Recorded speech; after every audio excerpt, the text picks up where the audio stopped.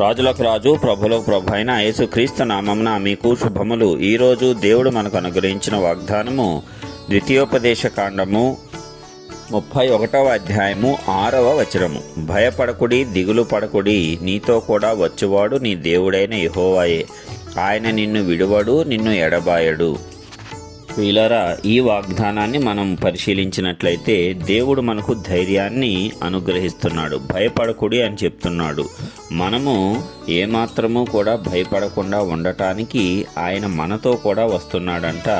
ఆయన మనలను విడువడు, ఎడబాయడు అంట. అంటే ఎల్లప్పుడూ కూడా మనతోనే ఆయన నడుస్తూ ఉన్నాడు, మనలను ఆయన నడిపిస్తూ ఉన్నాడు. కాబట్టి మనము ధైర్యం తెచ్చుకొని ముందుకు సాగిపోవాలి. ఎందుకంటే మన పక్షంన ఎవరైనా ఉన్నారు అనేటువంటి ధైర్యము మనకు గనుక ఉన్నట్లయితే మనము నడిచేటువంటి విధానము వేరే రీతిగా ఉంటుంది. మనము చూసినట్లయితే ఈ లోకంలో ఎవరైనా మనకు ఒక ఉన్నతాధికారి కానీ, లేక ఒక రాజకీయ నాయకుడు కానీ, లేక ఒక ముఖ్యమంత్రి మనకు పరిచయం ఉండి మన పక్షమున ఉన్నట్లయితే మనం ఎంత ధైర్యంగా సమాజంలో తిరగగలుగుతాము, ఎంత ధైర్యంగా ప్రతి విషయంలోనూ ముందుకు వెళ్తాము. అదే విధముగా ఈ సృష్టిని సృష్టించిన వాడే, సృష్టికర్తే మన పక్షమున ఉన్నాడు అనే విషయాన్ని గనక మనం ఎల్లప్పుడూ జ్ఞాపకం చేసుకున్నట్లయితే మనము ఏమాత్రము కూడా భయపడము, ఎలాంటి పరిస్థితుల్లో కూడా భయపడము, ఎవరిని చూసి కూడా భయపడము, దిగులు నొందము. ఏ పరిస్థితిలోనైనా ఎలాంటి ఆపదలు వచ్చినా, ఎలాంటి శ్రమలు సంభవించినా, ఎలాంటి విపత్కర పరిస్థితులు మనలను వెంటాడుతున్నా సరే మనము భయపడము, దిగులు పడము. ఎందుకంటే మనతో కూడా వచ్చువాడు మన దేవుడైన యెహోవాయే.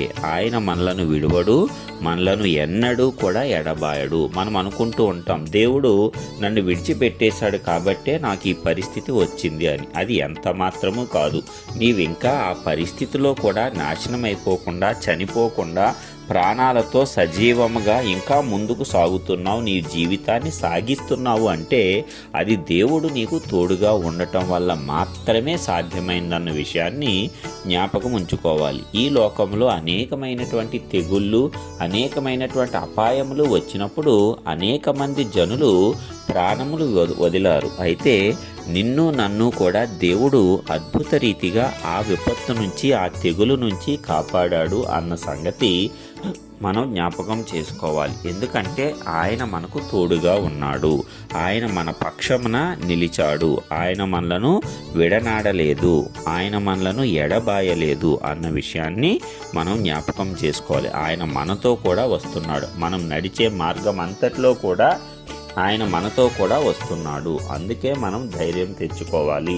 నీ పక్కన ఎవ్వరూ లేరు, నీవు ఒంటరిగా వెళ్తున్నావు అనేటువంటి భావన నీ మనస్సులో నుంచి తొలగించుకోవాలి. ఎందుకంటే మనుష్యులు ఎవరు నీకు తోడుగా రాకపోవచ్చు, కడ వరకు నీ కుటుంబ సభ్యులు కూడా తోడుగా రాకపోవచ్చు. ఒక్కొక్కసారి కుటుంబ సభ్యుల మధ్య విభేదాలు తలెత్తి కొన్నిసార్లు అన్నదమ్ములు కానీ, కుటుంబ సభ్యులు కానీ కొన్ని సంవత్సరాల పాటు మాట్లాడుకోకుండా, ఏ సహాయంకు రాకుండా ఉండేటువంటి విపరీతమైనటువంటి ధోరణులు మనం ఈ లోకంలో చూస్తాం. అయితే ఎవరు నిన్ను విడిచిపెట్టినా, ఎవరు నీకు సహాయముగా తోడుగా రాకపోయినా, ఎవరు నీ ఆపదలలో నీ పక్కన కూడా చూడకపోయినా సరే నిన్ను దృష్టించువాడు, నిన్ను కాపాడువాడు, నిన్ను ఎన్నడూ ఎడబాయనివాడు దేవుడే. కాబట్టి ఆయన మనతో కూడా ఉన్నాడు సదాకాలం అని మనం జ్ఞాపకం చేసుకున్నప్పుడు మనలో ఉండేటువంటి ధైర్యము ఎంతో బలముగా ఉంటుంది.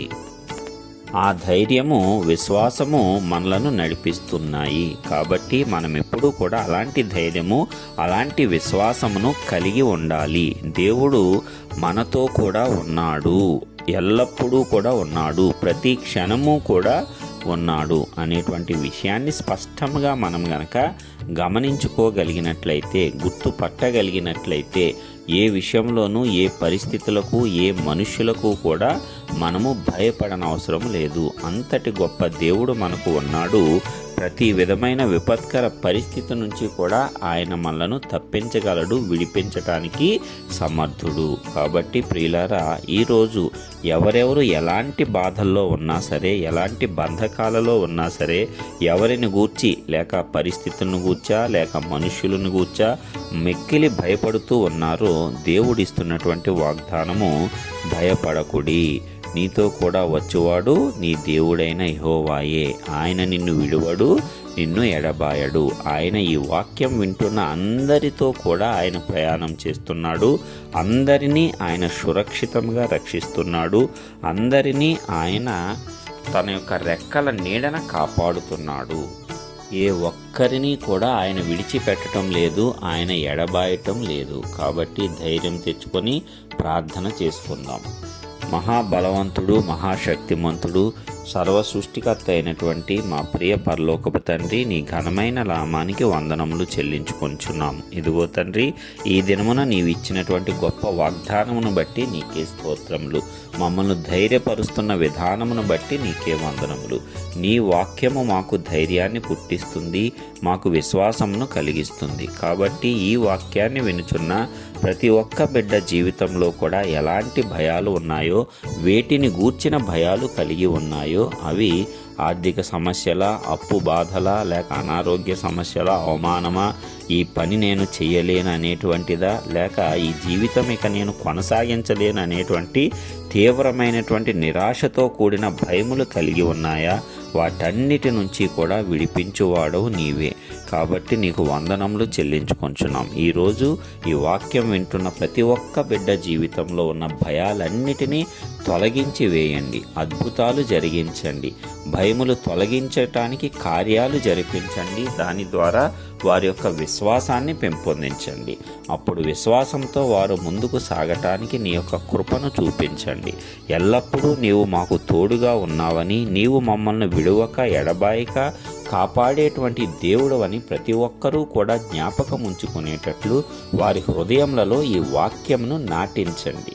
దేవా, నీకే స్తోత్రములు. ఇదిగో మరి ఈ దినమంతట్లో కూడా మమ్మల్ని కాపాడి రక్షించండి. ఈ వాక్యం వింటున్న ప్రతి ఒక్క బిడ్డ జీవితంలో అద్భుతాలను జరిపించండి. వారికి కావలసిన ప్రతి విధమైన అవసరతలను అనుగ్రహించి అద్భుత రీతిగా వారిలో ఉన్నటువంటి ప్రతి విధమైన భయాలను తొలగించి వారిని బలపరచండి. నీ కృపతో మమ్మల్ని ఆవరించి ఆశీర్వదించండి. మహిమ, ఘనత, ప్రభావంలో నీకే ఆరోపిస్తూ యేసయ్య ఉన్నతమైన నామం పేట ప్రార్థించి పొందుచున్నాము పరలోకపు తండ్రి. ఆమేన్.